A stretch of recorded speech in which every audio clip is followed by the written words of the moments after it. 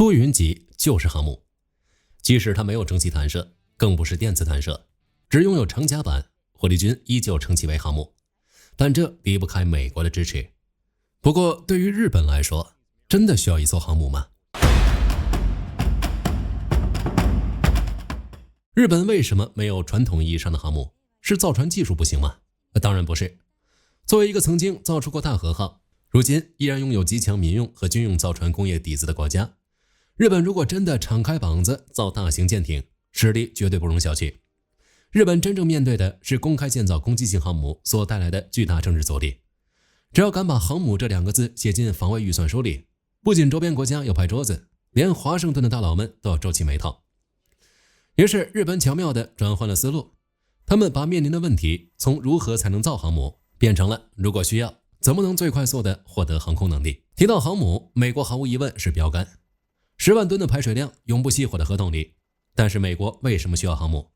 它真正的意義絕不僅僅是為了全球力量投送，更是一套保護傘，確保戰爭不會發生在美國本土。任何想要與美軍全面開戰的對手都必須越過由航母組成的戰略緩衝區。但美國航母的邏輯放在日本身上完全行不通，照搬美國模式不僅在戰略上毫無作用，在技術和預算上也是自尋死路。上世紀90年代末，日本搞出了大宇級登陸艦，這是2戰後日本第一次在軍艦上引入了大型直通甲板的概念。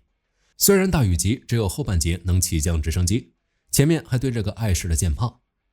但它就像一顆種子，讓日本悄悄探索了大型航空平台。到了2009年，日本又弄出了日相級，這一次直接上了全通甲板和偏直的島式艦橋。雖然日本依然管它叫直升機護衛艦，但它的任務核心已經從運輸平台轉向了航空作業平台。通過日相級，日本低調地積累了大量的寶貴經驗。2013年，出雲級正式亮相，它的規模突然大幅擴張，滿載排水量直接飆升到了 2.7 萬噸，甲板長度248米。但請注意，在這個階段，出雲級只是準航母，它缺少作為一艘航母最核心的功能——彈射。直到它的出現，在過去的大半個世紀裡，想要讓固定翼噴射戰鬥機從波濤洶湧的大海上起飛，這中間橫亘着一道極高的技術門檻。傳統航母為什麼難造？不僅僅是因為它燒錢，而是因為你要把一架重達20-30噸的戰鬥機在短短100多米的距離內加速到起飛，你需要複雜的蒸汽彈射器或者電磁彈射器。當飛機飛回來的時候，還要在同樣短的距離內把它硬生生拽停。你需要能承受巨大拉力的拦阻索系統。為了驅動這一切，你還得給軍艦塞進龐大的動力，彈射、攔阻、動力，這3大難點牢牢把關着現代航母的大門。所以過去幾十年，航母永遠是極少數國家的專屬遊戲。所以以日本當時的困難，不僅僅在憲法上，還要在這些技術門檻上。直到一架飛機的出現改變了這一切，這就是 F-35B。 在 F-35B 出現之前，造航母的邏輯是飛機要適應艦艇，因為飛機自己飛不起來，所以艦艇必須造得足夠大、足夠複雜，去遷就飛機，去給它提供彈射和攔阻。但 F-35B 憑借着驚人的短距起飛和垂直降落能力，直接把這個邏輯給掀翻了。既然飛機自己能以極短的距離滑跑起飛，回來的時候還能像直升機一樣穩穩地垂直降落在甲板上，那還要什麼彈射器，還有什麼攔阻索？只需要提供一塊足夠長、足夠結實的直通甲板，再準備好航空燃油和彈藥庫，剩下的飛機自己就能搞定。去看看英國的伊麗莎白女王級航母，滿載排水量高達6万噸，但它上面一根彈射器和攔阻索也沒有。英國人從設計之初就鐵了心要跟 F-35配套。所以再讓我們回過頭來看日本的出雲級，很多人都說日本走了狗屎運，按照他們正常的路線，一步一步試探底線，進行技術儲備。日本出雲級的誕生可以說剛好卡在了 F-35B 誕生的年代。歷史就是這麼巧合，出雲級不是為了 F-35B 而發明，它是日本既定戰略的巧合。但是你說他在設計的時候沒有考慮到 F-35B 的尺寸，火力軍是絕對不相信的。你看看出雲級的升降機，長15米，寬14米，承重近30噸。日本官方當時咬死說，這只是為了方便同時運送2架直升機，我們絕無搭載 F-35B 的計劃。但你拿尺寸比對一下就會發現，用來運送一展10.7米、最大起飞重量27噸的 F-35B， 這個尺寸簡直是嚴絲合縫、量身定制。出雲級沒有做出任何改变，但是當2025年8月7日首艘 F-35B 抵達日本開始，出雲級正式成為輕型航母。那麼，擁有 F-35的自衛艦隊到底發生了什麼翻天覆地的變化呢？日本的海上力量到底能掀起多少風浪？出雲號已經具備了航母編隊的全部力量，外圈是扛着相位陣列雷達的摩耶級愛宕級神盾艦，中圈是專門負責貼身攔截、查漏補缺的秋月級防空驅逐艦，水下潛伏着世界頂尖的傳統動力潛艇大鯨級和蒼龍級，天空上還有成群結隊的 SH-60K 反潛直升機在瘋狂撒網。在這個嚴密的陣型裡，出雲號不是那個拿着大刀衝鋒陷陣的猛將，它是這套龐大網絡的核心節點。不妨拿黑海第一艦隊俄羅斯來對比一下，它的海軍哲學就是大艦、大炮、大飛彈。不管是基洛夫級核子動力巡洋艦，還是亞森級核子潛艇，俄羅斯主打的就是单艦火力极其兇殘。他們崇尚饱和攻擊，鋯石、花崗岩恨不得一輪齊射，靠絕對的重火力把對手直接按死在海裡。如果時間倒退20年，面對這種不講理的重錘，日本的88艦隊絕對會心裡發虛。但現在有了出雲級，有了 F-35B， 日本海上力量發生了天翻地覆的變化。在實戰中，出雲級根本不需要去和敵方艦隊拼刺刀，它的核心任務是利用長達248米的甲板持續放飞 F-35B。這些隱身戰機升空後，會在距離艦隊幾百公里外建立起一道嚴密的空中巡邏線。這時候，戰場的攻守之勢就會被完全逆轉。當俄羅斯的轟炸機群試圖在防區外發射反艦飛彈時，他們面對的不再是海面上的活靶子，而是早就埋伏在高空，憑借隱身優勢悄無聲息逼近的 F-35B。 他要做的是在俄羅斯轟炸機發射飛彈之前，利用機載相位陣列雷達鎖定目標，發射 AM-120 中程空對空飛彈，進行防空圈外攔截。這就是出雲級帶給日本艦隊的第一層質變，把艦隊的防空圈從幾十公里向外推移了數百公里，從被動攔截飛彈變成了主動獵殺發射兵骸。而面对水面的敵方艦艇， F-35B 擁有目前世界上最頂級的態勢感知系統，它可以利用隱身外形，像幽靈一樣穿透敵方的防空雷達網，摸到俄羅斯艦隊的頭頂。無論是自己打開彈艙，投擲 GSM 隱身反艦飛彈進行精確點名，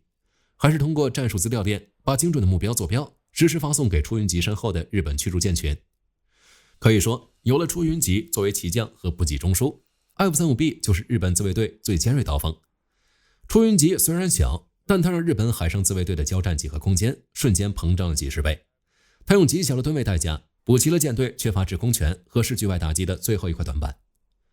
不過，一艘出雲級的航空作業能力終究是有極限的，10幾架飛機要兼顧防空巡邏，又要对海打擊，難免不太夠用。但請注意，日本造出的可不只是一艘出雲号。當出雲號與它同級別的姊妹艦加賀號同時駛向大洋深處時，這支艦隊正在重塑太平洋格局。如果我們用苛刻的實戰標準去審視這艘 2.7 萬噸的軍艦，你會發現一艘輕型航母在航空作業上有着致命的死穴，叫做甲板運作效率。出雲級只有一條直通飛行甲板，沒有美國超級航母那種外飄的斜角甲板，這就意味着起飛和降落作業絕對不可能同時進行。更致命的是 F-35B 那台 F-135 發動機在垂直降落時，其尾噴管噴出的高溫高壓氣流對甲板環境是毀滅性的。當 F-35B 準備降落時，整個出雲級的甲板後半段必須徹底清空。原本擔負艦隊反潛重任的 SH-60K 直升機根本無法進行起降作業，否則就會被五代機的狂暴气流直接掀翻。在分秒必爭的高強度海戰中，戰機要爭夺制空權，反潛直升機要維持反潛警戒網。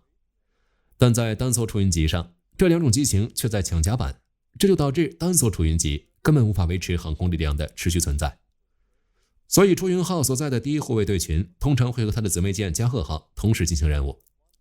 在戰區協同模式下，兩支艦隊不需要合併，處在最前沿的出雲號將化身為純粹的打擊中樞，清空機庫裡的直升機，把所有的甲板調度區和油彈空間讓給 F-35B。 它的唯一任務就是全速放飞隱身戰機，死死奪取艦隊上空的局部制空權。而部署在後方幾十海里外的加賀號編隊則扮演支援航母與備用甲板的角色。它專門負責搭載直升機群，為整個戰區構築反潛與反水雷警戒網。更重要的是，一旦前方的出雲號甲板受損，或者因回收戰機導致擁堵，天上的 F-35B 可以隨時跨編隊降落到加賀號上進行補給。一艘主攻制空，一艘主攻反潛與後勤。日本通過戰區級別的多編隊協同，完美規避了單艘輕型航母運作效率低下的硬傷。不僅如此，這種平台通用性帶來的最大紅利是與美軍的交叉部署。美國海軍陸戰隊的 F-35B 早已在出雲號上完成了起降認證。一旦緊急情況發生，日本的這些輕型航母隨時可以作為美國第7艦隊前沿部署的海上備降機場。美軍的閃電航母概念在日本的艦體上得到了延伸。當然，現代戰爭未必每一次都是高烈度的海戰，這正是出雲級最讓人警惕的地方。在面對島嶼爭端時，出雲級可以瞬間從輕型航母切換成標準的2棲突擊艦。日本是目前全世界除了美國軍方之外，唯一正式購買並裝備了 V-2 魚鷹輕轉旋翼機的國家。在夺島模式下，出雲級可以減少 F-35B 的數量，將機庫騰給日本陸上自衛隊的 V-2 魚鷹，以及專門為奪島成立的精銳部隊水陸機動團。因為魚鷹的速度是普通直升機的2倍，航程更是遠得多。在神盾驅逐艦的掩護下，出雲級根本不需要靠近危險的海岸線，它可以直接懸停在对方岸基防艦飛彈的視距之外，利用魚鷹進行高速遠距離的包圍，把連排級建制的武裝力量迅速空投到爭議島嶼上，既能搭載 F-35B 爭奪制海權，又能撒開大網獵殺核子潛艇，還能充當海上基地，帶着魚鷹高跨海登陸。日本通過這一個萬金油的機型，隱蔽又精準地獲得了一種全譜系的海上戰略威懾工具。但是出雲級的可怕之處不僅僅停留在日本海上自衛隊戰鬥力的提升上，出雲級的出現徹底改變了一些國家未來海軍的發展，一場足以徹底顛覆全球海戰格局的風暴才剛剛開始。出雲級的誕生和演變絕不僅僅是日本一國的軍備擴充，它代表着一個足以重塑全球海戰格局的軍事變革。傳統航空母艦的定義已經被改寫，而高端海戰的潘多拉魔盒被徹底打開。在過去的大半個世紀裡，航母的門檻是一道高不可攀的碳矽之牆，它等於10萬吨的鋼鐵巨獸，等於極度昂貴的核反應堆，等於精密且難以維護的蒸汽或電磁彈射系統。這道牆把全世界99%的國家死死擋在了航母俱樂部大門之外。但是技術爆炸抹平了這道歷史的鴻溝，出雲級向全世界的海軍證明了一個全新的模式，一個2-3萬噸的可靠平甲板平台，加上 F-35B 就能讓一個國家在局部海域獲得足以顛覆戰略天平的打擊能力。航空母艦的准入門檻迎來了史無前例的斷崖式下降。今天巧妙繞過這個門檻，利用這套新規則武裝自己的是日本。那明天呢？韓國的 CVX 輕型航母計劃已經在圖紙上蠢蠢欲動，澳大利亞的2棲突擊艦同樣預留了極大的改裝空間，甚至部分歐洲國家都在死死盯着出雲級的實戰化演進。過去只有超級大國才能掌控的海空投送能力，現在開始出現一條誘人的平替路線。這一切的源頭都始於這艘在2013年下水時被稱為直升機護衛艦的軍艦。日本最可怕的地方不是他們造出這艘船，而是他們用了整整20年的戰略耐心去搭起一個戲台，然後靜靜地等待技術與時機的成熟，而它最終還是等來了。好了，關於出雲級故事今天就聊到這裡，別忘了按讚訂閱。你認為未來還有更多的國家學習日本的出雲級嗎？也歡迎在留言區分享你的看法。我是火力軍，我們下期再見。